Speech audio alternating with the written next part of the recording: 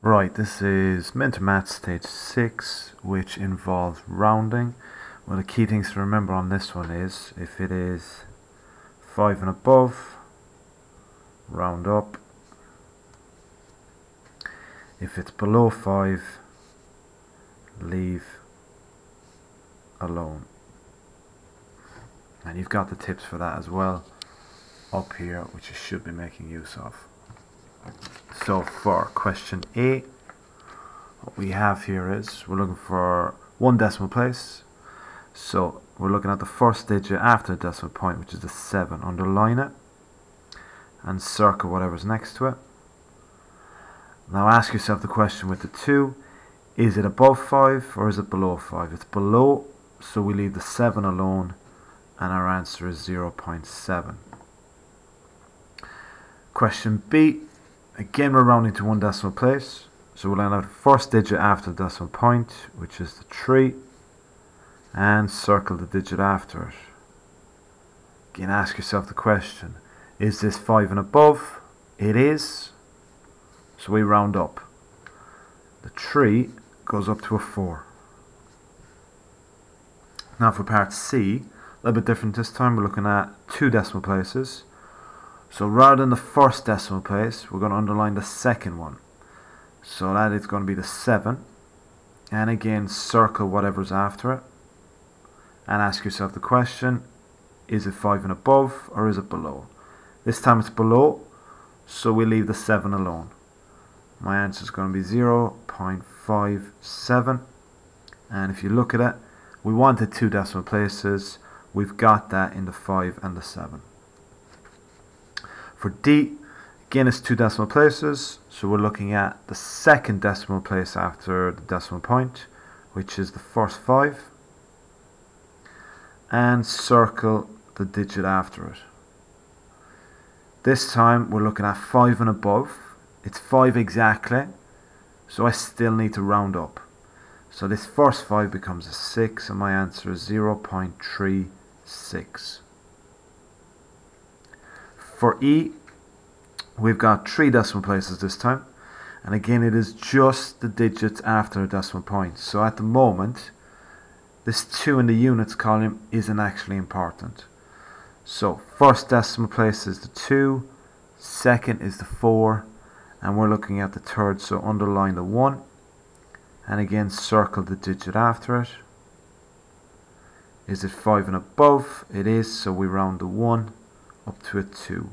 So my answer is 2.242. And if you look at it, we wanted 3 decimal places. We've got 1, 2, 3 digits after the decimal point. For F, again it's 3 decimal places. So 1, 2, 3. We're underlining the second 4 and circle the digit after it. Is it 5 and above? It's not, it's below, so we're leaving this 4 alone. My answer is going to be 1.434, and again we've got 1, 2, 3 decimal places. Lastly, G, a little bit different, but it's still going to follow similar rules. In terms of significant figures, what you need to remember is sig figs are the digits 1 to 9. 0 is sometimes significant. If it is 305, then that is significant.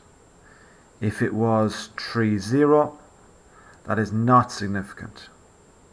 The 0 is significant here because it's in between two digits between 1 and 9. The 0 is not significant here because it's not in between two digits between 1 and 9.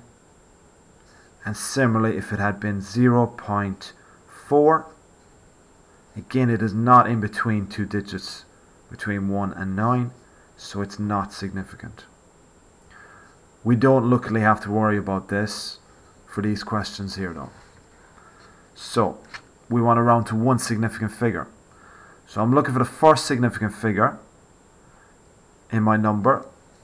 which is this 5 here. It's between 1 and 9, so that digit is significant. Again, we circle the digit after it and ask ourselves the same question as before. Is it above 5 or is it below? It's below, obviously, so we leave it alone. So my answer is 5, 0, 0. We wanted one significant figure, and that's the digit 5. These zeros aren't significant because they're not in between two digits between 1 and 9, so we've rounded it correctly. For 3 significant figures, we're looking for the third significant figure. 2 is a significant figure, 5 is a significant figure, and the 7 is as well. It's the third one along, so I underline the 7 and circle the digit after it. Is this 5 and above? It is.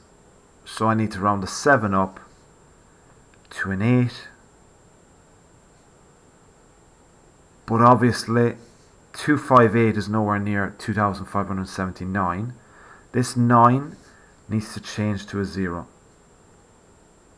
So now we've rounded it to 3 significant figures. 1, 2, 3, and the 0 is not significant.